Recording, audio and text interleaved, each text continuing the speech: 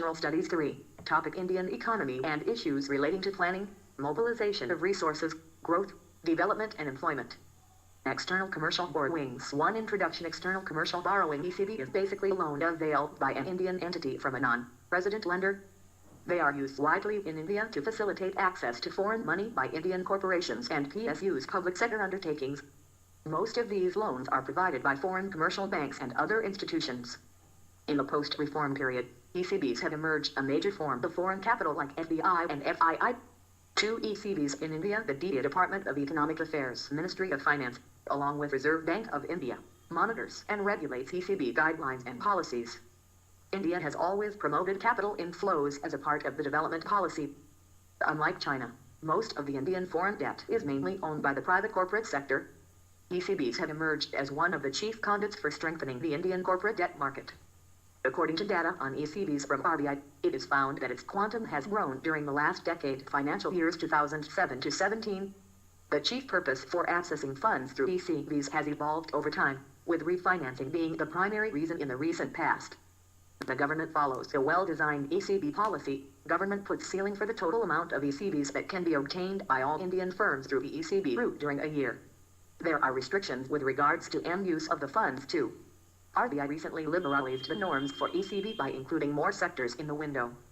3. Advantages. ECBs provide opportunity to borrow large volume of funds. The funds are available for relatively long-term. Interest rates are also lower compared to domestic funds. It provides access to international markets for the borrowers and gives good exposure to opportunities globally. Corporate can raise ECBs from internationally recognized sources such as banks, export credit agencies, international capital markets, etc.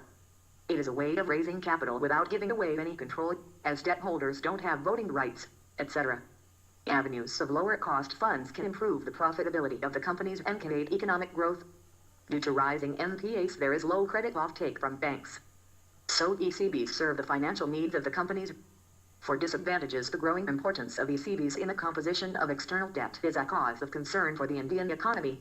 Insights. Mind maps. www.insightsinIndia.com page to www.insightses.com. Availability of funds at a cheaper rate may bring in lax attitude on the company side, resulting in excessive borrowing.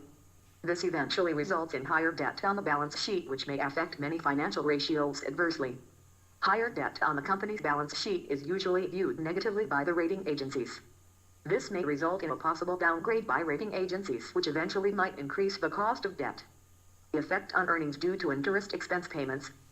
Since the repayment of the principal and the interest needs to be made in foreign currency, it exposes the company to interest and currency fluctuations. Companies may have to incur hedging costs for assumed exchange rate risk, which, if goes against, may end up negative for the borrowers. 5. The Sahoo Committee report on ECB. The Sahoo Committee was set up in 2013 to develop a framework for access to domestic and overseas capital markets. The committee made an assessment of the currency risk by Indian firms undertaking ECB. The committee noted that the possibility of market failure can be ameliorated by requiring firms that borrow in foreign currency to hedge their exchange risk exposure. The present complex array of controls on foreign currency borrowing should be done away with.